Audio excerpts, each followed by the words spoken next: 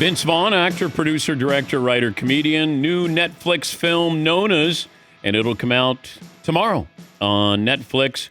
So he plays a guy who opens up an Italian restaurant and features local grandmothers. He just lost his mother, and he brings them in. So you got Lorraine Bracco, Brenda Vaccaro, Susan Sarandon, Talia Shire. They play the Nonas, and you got Vince Vaughn, who's running the restaurant. Vince joins us on the program.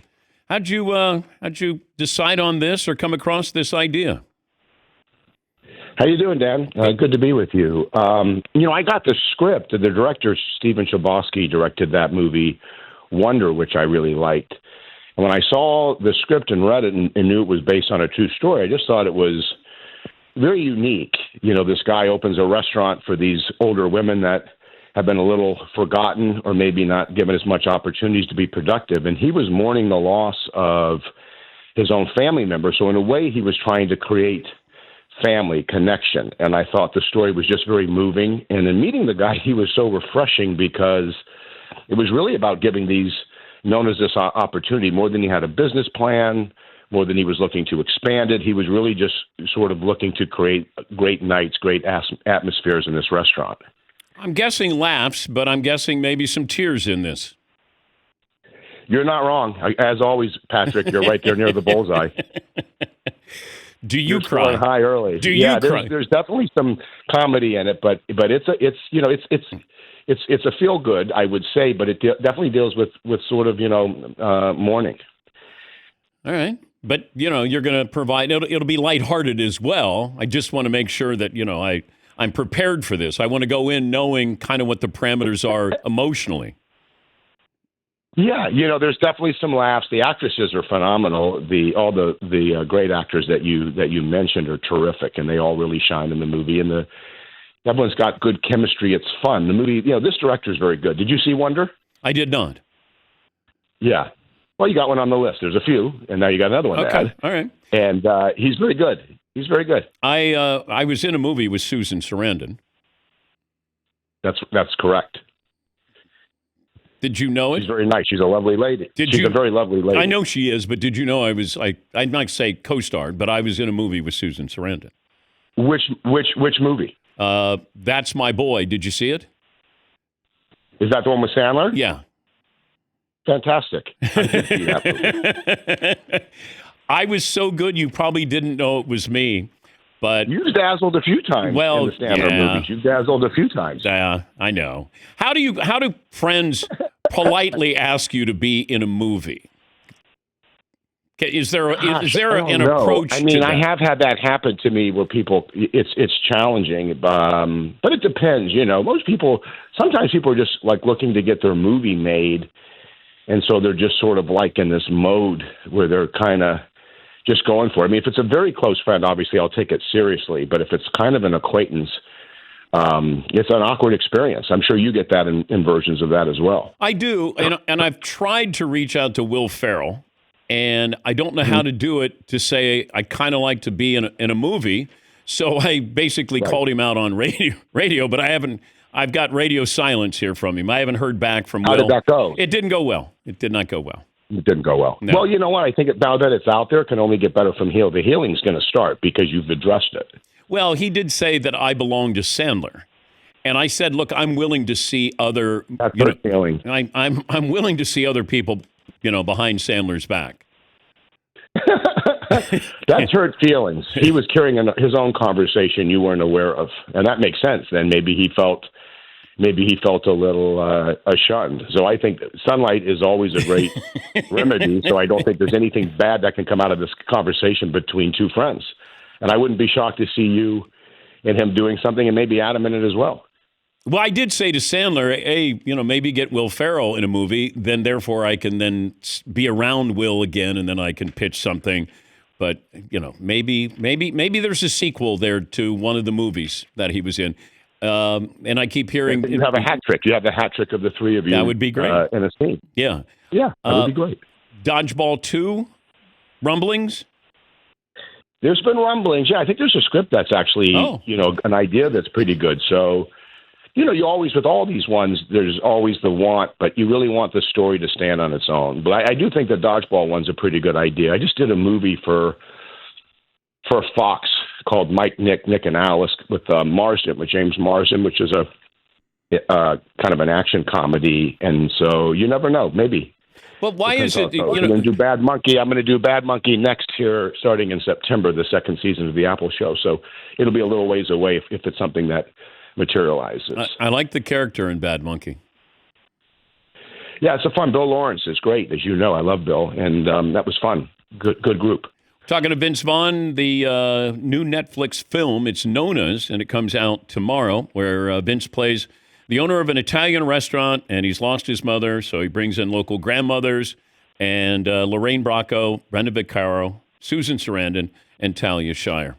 How's your sports teams in Chicago? What do you think of this draft? It's unknowing at this point, right? Did you like the tight end? Did you like Loveland there in the first? You did? Yeah. Encouraging. Encouraging. I thought that he was good, and I thought the Bears were going to be a playoff team last year. So I'm going to double down and say they're going to be a playoff team this year. When you look at it, they lost a handful of games all in heartbreak style. And I got to share, Dan, it's been a tough recruit to get my son on board because we live here in Los Angeles. So there was a pivotal moment in this experiment where we were watching the Redskins game, and the Bears were obviously winning with the game looking like it was in hand in some desperation. And when that tip happened, and the Redskins caught the ball, you had a 10-year-old boy go straight to his room. He was upset, and he stayed there. So I figured, well, how do I handle this? I'll let him kind of write it out. So I would say a good 35, 40 minutes he came down, and he had gathered his emotions and his thoughts, and he was prepared. He had a statement to say. He had something to share, and he said, I can't trust this team. That's what he said to me. I cannot trust this team. I said, well, you're not wrong right now. I said, but, it hasn't been a great run as of late, but I said that makes it, all the better when they get there. But it's been a challenging recruiting process. Yeah, but can he bail on the Bears? Would you allow him? Yeah, I would. I mean, he does root for a lot of the Los Angeles teams, but he does root for the Bears. But I think that's right. You got to let them have their own experience. So, what happens, I don't know if you experience this, sometimes they like to root against, if you're rooting for a team, they enjoy going for the opposite team, even with no connection to the team whatsoever. It's just to be contrarian. Did you ever have that with your kids? I let them pick if they wanted it, and my son became a Boston Red Sox fan and a Green Bay Packer fan, and I didn't guide him. In fact, he came home, he was really young, and he said, I've decided on my baseball team, because we live in an area where you're a Yankee fan or a Red Sox fan. So he says, I've decided on my team. And, made a proclamation to the family. And I go, okay, what's it going to be? He goes, Red Sox. I go, okay. I go out and buy him some gear. Get him a hat. That's great. Get him a jacket. He wears the hat to school. That's great. And the Yankee fans grabbed it, put it in the urinal, and peed on it. Oh, dear. Well, he learned about commitment, didn't he?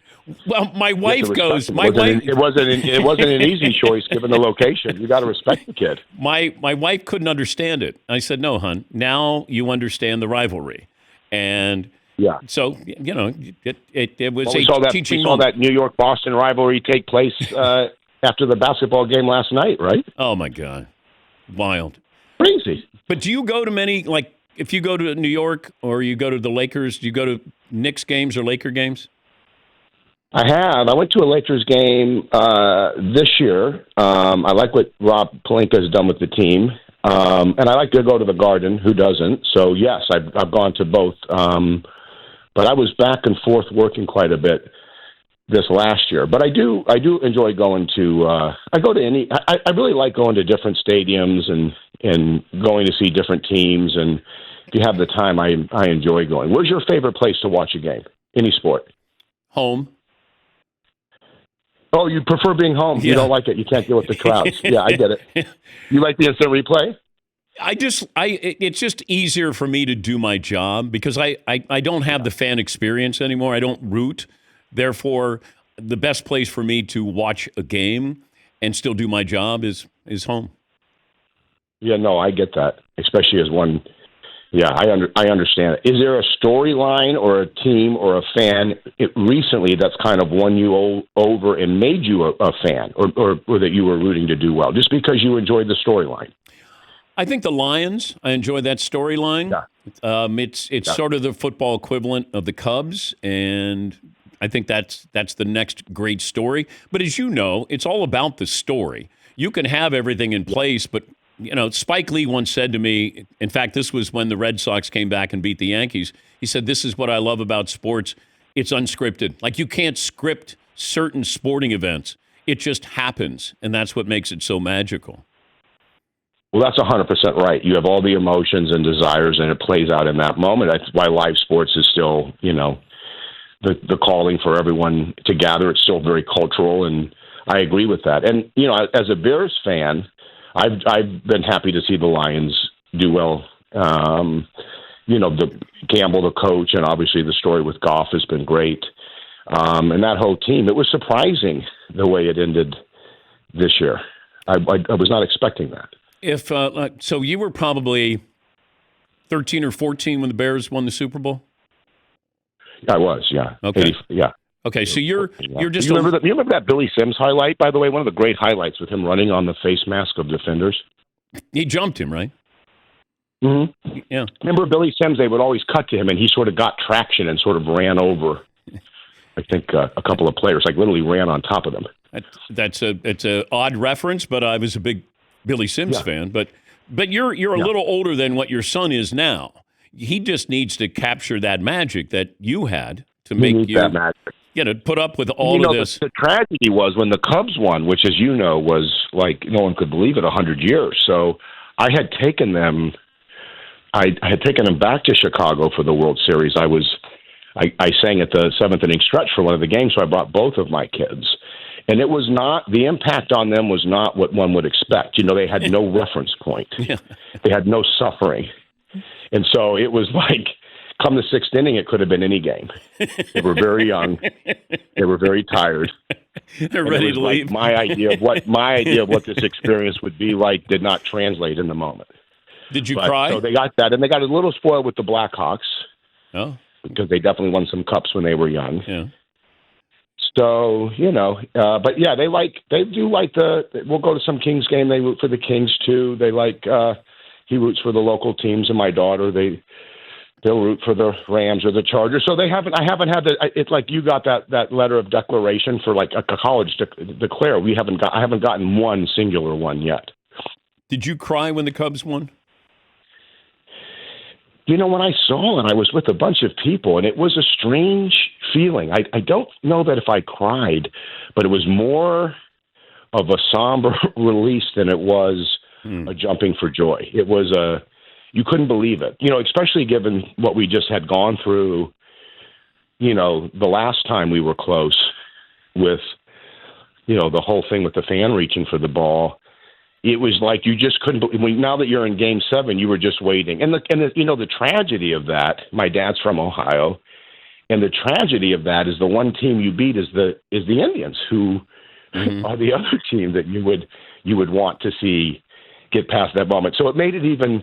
If you would have beaten the perennial powerhouse that always won, and don't get me wrong, I was thrilled that we won. But in being a Cubs fan and suffering for so long, it wasn't lost on me that we were beating another team with a similar legacy. You would have preferred the Yankees. I can't. It was perfect the way it happened, but it would have been easier. I think it was just strange, isn't it? I mean, here's the, Cleveland, which obviously it's just a crazy, like someone's going to break a streak. So it was just a weird pairing, and now it's Game 7. So, yeah, it was definitely more of a sigh of relief. Was I thrilled? Absolutely. But you're right. It was more that than I was, kind of high-fiving. It was definitely, more of a release than it was just a jump up and down. Will I be in Nona's 2?